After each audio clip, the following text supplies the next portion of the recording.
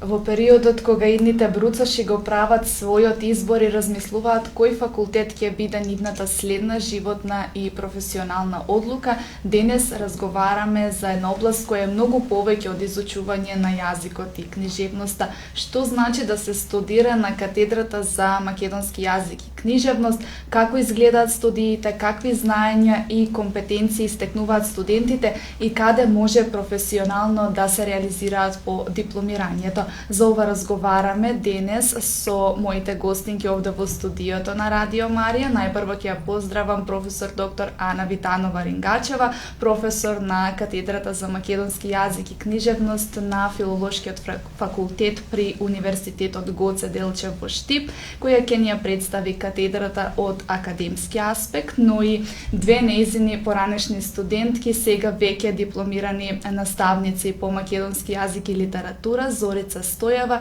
која ги продолжи своите студии на втор циклус, и Ели Тошева, која по дипломирањето својот професионален пат го продолжи како наставник. Ако сакате македонскиот јазик, книжевноста, истражувањето или едноставно барате студии кои можат да бидат темел за различни професионални насоки, останете со нас, бидејќи можеби токму овој разговор ќе ви помогне полесно да го направите својот избор. Јас во продолжение ги поздравувам моите денешни гостинки. Добар ден и добре дојдовте. Мое задоволство е што сте денес во студиото на Радио Марија. Добар ден. Добар ден. Така, прво, моето прашање би било за професорката. Која е мисијата еве на катедрата за македонски јазик и книжевност? Што е она што сакате еве секој студент да го понесе по завршувањето на студиите? Так, најпрво ви благодарам за поканата и навистина е многу убаво чувството да седите во друштво на вашите студенти, вклучувајќи ве и вас, вашите воспитаници, млади луѓе во кои што јас лично и моите колеги на катедрата за македонски јазик и книжевност вложуваме многу енергија, многу љубов и многу посветеност. Ме прашавте која е мисијата на катедрата за македонски јазик и книжевност. Па клучната мисија е да создадеме кадри, да создадеме одговорни, млади луѓе кои што со многу љубопитност, но и со многу љубов и многу посветеност ќе ја работат професијата која што ќе биде нивен иден предизвик, без разлика дали ќе влезат во наставата, дали ќе бидат наставници или пак своето знаење ќе го насочат кон се отворат и многу други можности, веројатно и ќе зборуваме подолу во интервјуто.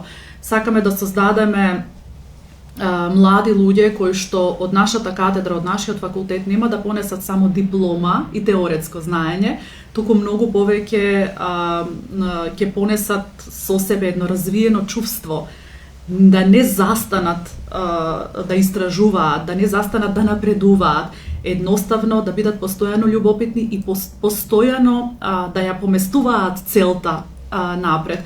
Заради тоа што јас искрено верувам дека македонскиот јазик не е само предмет на изучување, туку македонскиот јазик е жива вредност што се сака, се чува, се негува, се развива и се остава како аманет за идните генерации. И тие млади луѓе кои што ние сакаме да ги профилираме, всушност треба да бидат и идните градители на ова наше убаво македонско општество. Така, професор, ќе ве навистина прекрасни зборови за катедрата. А што всушност изучуваат студентите во текот на овие 4 години? Како изгледаат студиите? Така, студиските програми, односно програмата на катедрата за македонски јазик и книжевност, вклучува наставна и применета насока.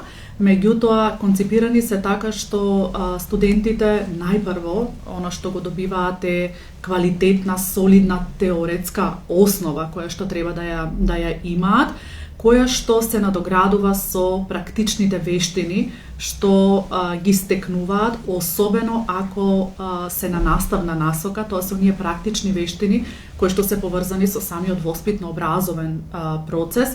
Во последните години на студирање во 3-та и 4-та година студентите ги совладуваат оние методички компетенции за да бидат добри наставници. И нормално во студиската програма се опфатени, нели, нормално сите оние содржини од јазик и од книжевност, кои што вклучуваат историја на јазик, понатаму ги вклучуваат современите јазични текови, книжевноста од незиниот корен, всушност од митот и од фолклорот, па се до современите текови. И она што е многу важно да напоменаме дека наставата на нашата катедра под настава не се подразбираат само предавањата и вежбите на кои што доаѓаат студентите, редовните, нормално туку тие имаат и своји активности кои што ги добиваат, нели, од колегите, од професорите. Вклучуваат, тоа се активности кои што вклучуваат изработка на проектни задачи, истражувачки активности во кои што се вклучени. Целта е теоретското знаење да се поврзе со реалната практика и нешто што е за мене исклучително важно, нешто што јас го правам како професор и останатите колеги, вклучувањето на студентите во активностите надвор од наставата, значи тие воннаставни активности кои што најчесто се па и на доброволна основа, тоа се најразлични промоции на книги, научни конференции, семинари во кои што ние ги вклучуваме студентите најпрво како набљудувачи, а потоа и самите тие да се вклучат во истите, се со цел побрзо да дојдат или полесно да дојдат во допир со реалното практикување на знаењата што тие ги стекнуваат на катедрата. И затоа всушност на овој начин предавањата, односно наставата надополнета со практичниот дел треба да даде како убав резултат, еден убав пакет на млад човек кој што ќе биде подготвен во тие своји најубави години да се фати во костец со тоа што ќе биде негов иден. Така, професор Кеве, во тек се електронските уписи, пријавувања за факултет, кои се датумите за доставување на сите документи за упис? За упис, така. Па електронското пријавување е веќе започнато, значи веќе тече. На самата страница на Универзитетот Гоце Делчев, кога ќе ја отворите, има буквално се од информации, може да најдат идните студенти убав еден преглед на информации. И со поднесувањето на електронска пријава, всушност студентите ги внесуваат, идните студенти ги внесуваат своите податоци, тоа што го бара системот, и кога ќе почне реализацијата на првиот уписен рок, а тоа се датумите 19, 20 и 21 август, тогаш идните студенти ги доставуваат документите. Важно е да напоменеме дека физичкото доставување на документите се реализира во наставниот центар, во наставните центри во Штип, во Струмица, во Кавадарци и во Гевгелија, со што сите оние кои што сакаат да се запишат не мора да одат во Штип да ги достават документите, туку можат во наставните центри, а тие подоцна се доставуваат до базата, така да кажам, во Штип. Вториот уписен рок е веќе во септември, 3 и 4 септември и третиот уписен рок е 16 и 17 септември.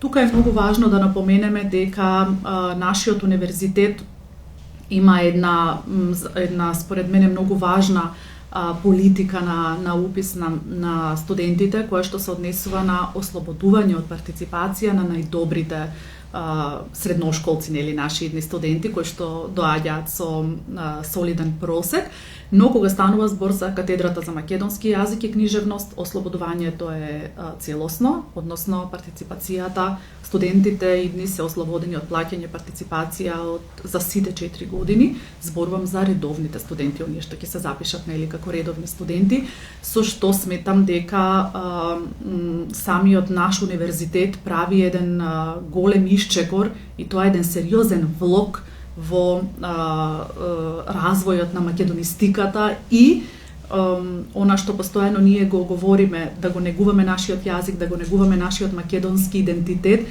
Тоа не се прави со празни зборови, тоа не се прави само со празни ветувања, Тоа се прави со вистински чекори, а овој чекор на нашиот универзитет е токму тоа вистински чекор. Така, еве професорке, кои професионални можности им се отвораат на дипломираните студенти, освен во образование, со што друго може да се занимаваат? Така.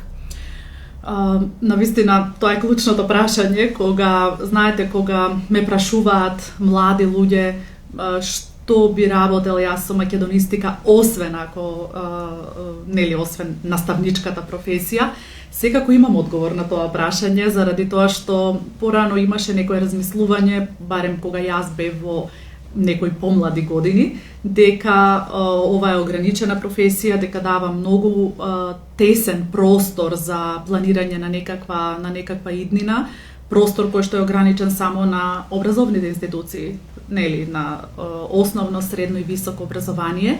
Меѓутоа нештата се многу променети и навистина веќе не е така, заради тоа што со оние знаења и компетенции со кои што се стекнуваат нашите студенти, а се однесуваат на добро познавање на македонскиот јазик, говорните вештини, знаењата кои што ги стекнуваат од областа на книжевноста, историјата на јазик и така натаму, многу убаво се вклопуваат во она што е современа потреба на пазарот на труд, а се однесува на професија која што, например, е поврзана со она што е многу актуелно, најразлични PR агенции бараат млади луѓе кои што убаво го зборуваат јазикот, луѓе кои што имаат богат речник на изразување, нели, за да бидат оние лица кои што ќе ја представат компанијата или пак јавните институции. Понатаму, еве, вие сте преубав пример за тоа како еден македонист може да биде вклучен во медиум, во работа на медиум, да биде презентер на информации, да води емисии. Сето тоа бара и комуникацијски вештини, меѓутоа и големи јазични вештини. Понатаму, она што е исто многу важно, работа, доколку нели некој се гледа во таа професија, работа како лектор. Лекторската професија кај нас е навистина можеби малку маргинализирана, меѓутоа е клучна. Иако за жал законот за познавање на македонскиот јазик се уште не профункционирал така како што треба, факт е дека институциите имаат потреба од лектори. Вие самите забележувате како македонисти колку пати, нели, колку грешки се прават и во зборувањето и во пишувањето и така натаму. Може да работат во издавачки куќи, како редактори, како уредници. Понатаму да не заборавиме културните институции, исто така библиотеките. Исто така да не заборавиме дека во ова дигитално време, во време на толку брз, молскавичен развој на дигиталните алатки, се бара познавање на јазичните вештини, особено во оние, нели, креирање на текстовите кои што ги дава како опција вештачката интелигенција и така натаму. И затоа мислам дека онаа стручна јазична лингвистичка експертиза која што би ја имале младите луѓе кои што ја изучуваат македонистиката, може да биде и етекако ставена во функција и да биде едно општествено добро. Затоа дипломата земена од македонистика не ограничува, напротив, отвора широк спектар на професионални можности. Еве, Зорица, јас би продолжила со вас по успешно завршените дипломски студии. Што ве мотивираше да го продолжите вашето академско образование на магистерски студии на втор циклус? Така, најпрво сакам да ви се заблагодарам за поканата, бидејќи за мене представува навистина огромна чест да бидам овде покрај моја драга професорка, покрај вас како мои колешки, и да зборувам за мојата огромна љубов, тоа е македонистиката. Ме прашавте што ме мотивираше. Верувам дека секој што студирал македонски јазик и книжевност сватил колку всушност ова тло, ова парче земја, колку тајни, колку богатства крие, колку само, еве, например, ако зборуваме за јазикот, колку само различни говори на едно мало подрачје и сите од нив се богати со своја специфична лексика, со своји специфични граматички форми, а колку само мал дел од нив е истражен. И кога завршив, кога дипломирав пред речиси година и половина, сватив дека овде не може да биде крајот, дека има уште многу да се истражува. И во текот на нашите студии на прв циклус, колку повеќе учевме, толку повеќе прашања, дилеми ни се јавуваа. И морам да споменам еден момент од нашите студии на прв циклус, еве и колешката знае, дека на македонистика предавањата знаеа да траат и по 3-4 часови, но тоа не беше така затоа што професорот одлучил тој ден да биде така, туку заради нашите прашања, заради дискусиите кои ги отворавме со колешките и со професорите и дискутиравме со часови.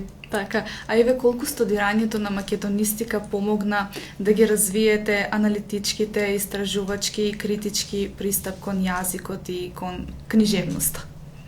Тоа е една професионална формација што си доаѓа со текот на времето и кога станува збор за книжевноста и кога станува збор за јазикот. Еве, ако зборуваме за јазикот, знаеме дека на ниту еден македонист не може да му пролета ни една правописна грешка, а да остане неисправена.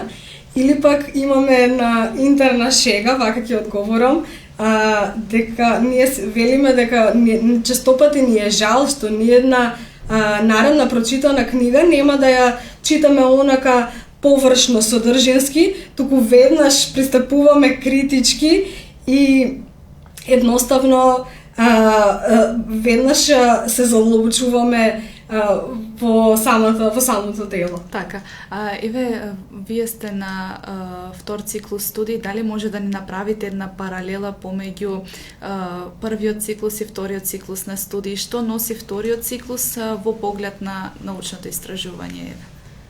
Така, првиот циклус на студии за мене лично представуваше една добра и здрава основа за да продолжам понатаму. Но морам да нагласам дека на втор циклус на студии веќе запливав во научните води и во истражувањето.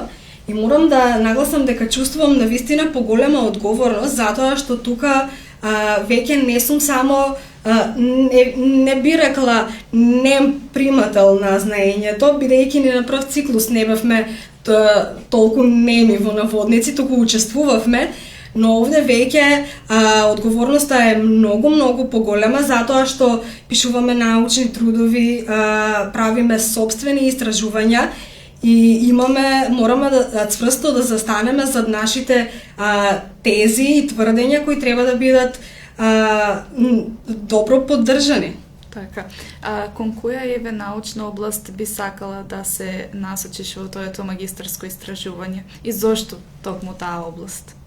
Па, за сега не би сакала да откриам, бидејќи сум се уште во фаза на полагање на испитите, нели, кои се во рамки на вториот циклус на студии, но понатаму би сакала, само ќе откриам дека би сакала да направам спој од нешто што за мене од секојаш било преголема љубов.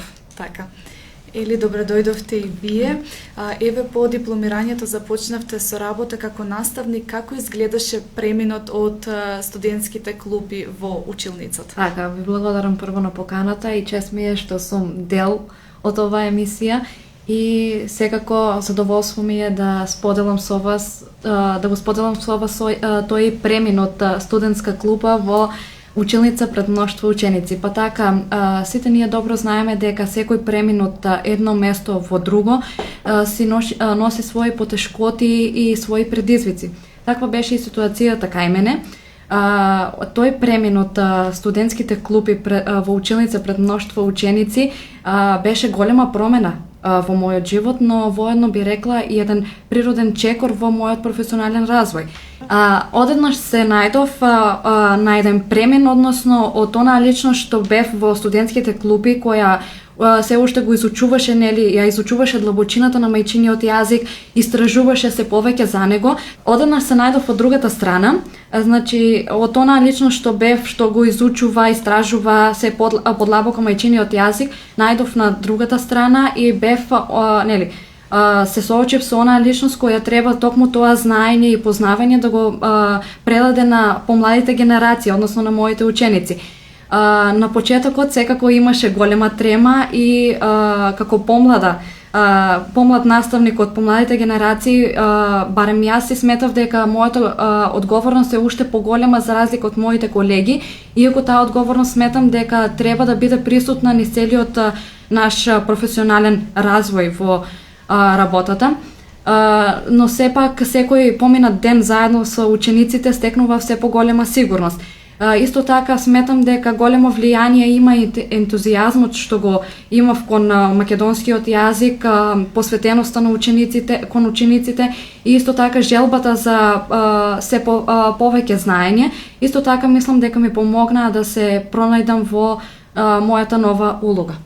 Еве, ели колку вам академската и методичката подготовка што ја добивте на катедрата за македонски јазик и книжевност одговорија на реалните предизвици од наставната практика? Така, подготовката што ја добив на катедрата за македонистика, несомнено можам да речам дека навистина ми помогна во реалната наставна практика, иако постојат ситуации во училницата кои не можеме да ги научиме од учебниците, па така сметам дека и постепеното професионално усовршување, исто така и искуството имаат голема улога во наставната практика. Така, а еве колку е важно еден наставник да биде не само добар познавач на материјата, туку и да биде добар педагог. Со оглед на тоа дека припаѓам на помладата генерација наставници и моето искуство е значително помало за разлика од моите колеги, но сепак сметам дека за да се биде добар наставник, исто така нели е важно и да се биде добар педагог. И сметам дека потребно од нас се бара нели да создадеме пријатна атмосфера за учениците, исто така да ги мотивираме и да ја препознаеме индивидуалноста на секој од учениците, за заедно со тоа да ја поттикнеме нели нивната креативност, нивниот развој. Исто така од нас е многу потребно да знаеме нели и да комуницираме заедно со учениците, исто така да се посветуваме на нив. Така. А колку е предизвик од досегашното ваше искуство, колку е предизвик да се зачува јазичната култура кај младите со оглед на тоа дека се под влијание на социјалните мрежи, на дигиталниот свет? Така, мислам дека е многу значајно да ја подкренеме свесноста за нашиот мајчин македонски јазик и да им окажеме на помладите генерации колку е тој преубав, богат, современ јазик и со оглед на тоа дека помладите генерации сега комуникацијата повеќе ја вршат преку социјалните мрежи и се подразбира дека брзо пишуваат, не внимаваат на правописните правила и така натаму. Мислам дека ние наставниците мора да ги поттикнеме, да ги мотивираме се почесто да читаат книги, да размислуваат и да се изразуваат правилно. Мислам дека и воедно кај нас треба да се поттикне на младината, да им се укаже дека не само другите јазици, туку и нашиот јазик е богат и треба да се негува и да се пристапува со внимание и грижа кон него. Така, благодариме, Ели. Професор Кеве, јас би се надоврзала на незиното прашање во време кога младите се почесто се определуваат за студии со непосредна пазарна примена. Како ја вреднувате важноста на студиите по македонски јазик и книжевност? Така. Пред да ви одговорам на прашањето, само да се надоврзам на тоа што го зборува и Зорица и Ели. Навистина ми е убаво кога ги слушам и од една страна, а од друга страна размислувам за тоа дека допрва ги очекува всушност борбата, така да кажам, така да се изразам со тоа како младите луѓе, децата, учениците од најмала возраст да се на некој начин оттргнат од таа рамнодушност кон јазикот, кон книжевноста, воопшто кон читањето, заради тоа што живееме во време кога на едната страна се мобилните телефони, компјутерите и сите тие совршено блескави, убави, обоени содржини, а на другата страна е книгата, белата хартија со црните букви, која што и не е толку многу привлечна ако треба да изберете меѓу едното и меѓу другото. И тоа што го кажа или дека со дипломирањето завршува процесот на теоретско усовршување и совладување на материјата која што им е дадена во рамки на студиската програма, меѓутоа допрва започнува да се гради идниот наставник кој што ќе се соочи со секакви профили на ученици и допрва таа борба навистина бара и трпение, многу емпатија. трпение, многу емпатија, понекогаш длабоко размислување, бидејќи секој ученик е посебен и така, лично за себе, приказна за себе и така натаму. И навистина ги поддржувам во нивното размислување дека нивната педагошка пракса тие допрва ќе ја градат. Се уште се многу млади, меѓутоа знаете, младите вие сте полни со енергија, полетни сте, верувате во доброто и поубаво и посветло утре, а таа верба навистина го движи светот напред. Сега да се навратам на вашето прашање. Многу е разбирливо тоа што младите денеска и од секогаш, размислувале својата иднина да ја бараат онаму каде што ќе се убедени дека ќе стекнат добри професионални компетенции, дека ќе имаат добра професионална перспектива. И сега нормално дека ќе кажеме, па добро, можеби да бидам лекар, да бидам инженер, да бидам информатичар, тоа се оние привлечни професии на новото време. Но јас веднаш тука не би сакала да ги спротивставувам хуманистичките и од една страна и така наречените пазарно атрактивни студии. Сега ќе ви кажам и зошто. Секое едно современо општество бара едуцирани лекари, бара едуцирани информатичари, бара добри економисти. Значи, на некој начин натежнува кон природните науки, кон техничките науки, а она што е делот во хуманистичките науки некако се маргинализира и се тргнува настрана. Јас лично не верувам дека едно општество може да се развива нормално, доколку се потпира исклучиво и само на техничките и на природните науки. Без сомнение, тие професии се стожерните професии, тоа е апсолутно така, имаат огромно значење. Но тоа е едната страна на медалот. Другата страна, онаа страна која што ја држи рамнотежата на едно општество, ја сочинуваат јазикот, културата, историјата, уметноста. Тоа се вредности кои што духовно на некој начин ги пренесуваме од една на друга генерација. И ако ние ги маргинализираме јазикот, книжевноста, уметноста, ние на некој начин го осиромашуваме сопствениот духовен простор, го празниме од значење. И ние со тоа се празниме од значење, бидејќи јазикот не е средство само за комуникација, така јазикот не е само начин да се пренесе некаква информација, туку јазикот е тоа што го зборувавме на почетокот, носител на идентитетот, тоа е историска вредност, тоа е нашата културна меморија. Од друга страна пак книжевноста не учи на емпатија, на разбирање на другите, не учи го крепи нашето критичко размислување, тоа што го спомна во своето искажување Зорица, ја буди нашата креативност, го прави човекот полн со разбирање за себе, за другите, за општеството. Па која е функцијата на лектирите? Зошто децата треба да читаат лектири или зошто од мали им читаме сликовници и така натаму?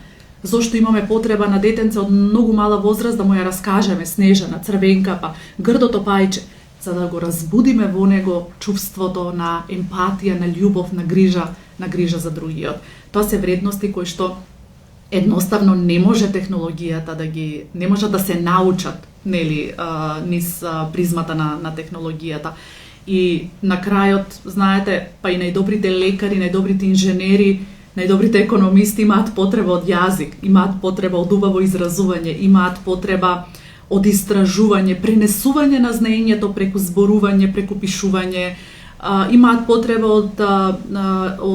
го имаат јазикот, имаат потреба од јазикот како средство за градење доверба со другиот, нели, освен комуникација и така натаму, што значи дека едно општество е силно само тогаш кога е воспоставена рамнотежата помеѓу на една страна, нели, хуманистичките науки, а на другата страна она што го зборуваме за техничките и за природните науки, што значи дека ние сме на некој начин партнери едни со други.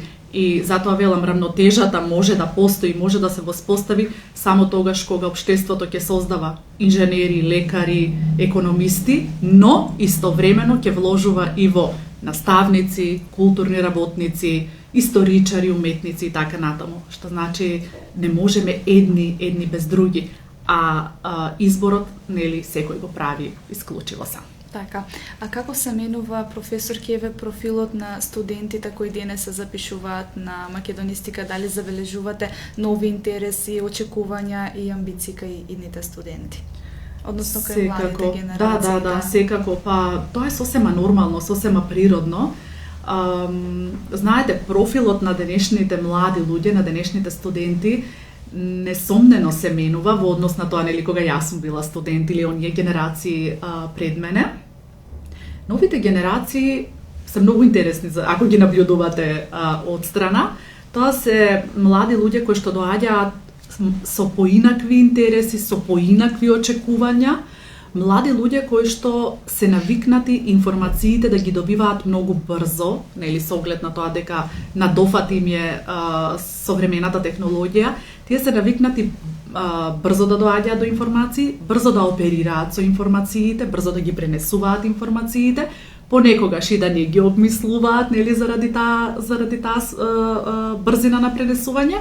И она што мене ме восхитува и што ми е секако многу фасцинантно, тоа се млади луѓе кои што не бараат само површно знаење, туку тие секогаш ќе ве прашаат зошто е нештото така. Значи, тие не климаат само со глава додека вие предавате.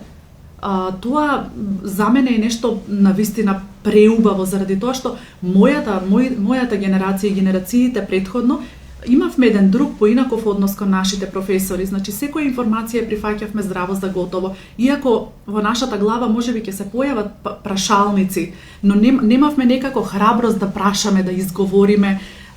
Тоа беше време на некаква голема стравопочит кон ликот на професорот и се повлекувавме секогаш кога сакавме нешто да прашаме. А овие нови генерации навистина ме фасцинираат, бидејќи тие не очекуваат готов одговор од професорот, туку тие секогаш имаат потреба да прашаат нешто повеќе. И затоа тука е предизвикот на современите професори, сигурно и моите студентки, веќе и колешки се соочуваат со истото, дека децата постојано нешто прашуваат и тоа е сосема нормално и така треба да биде. И ме прашавте кои се очекувањата, нели, кои се амбициите на младите генерации. Тие не сакаат да бидат само едноставно пасивни учесници во наставниот процес. Дојдени се на предавања, дојдени се на вежби и да го научат материјалот, нели, што им е даден. Напротив, сакаат да бидат вклучени во тоа што го спомнав на почетокот. Во најразлични активности, промоции, проекти, значи да бидат дел од општественото случување на една заедница, на една средина.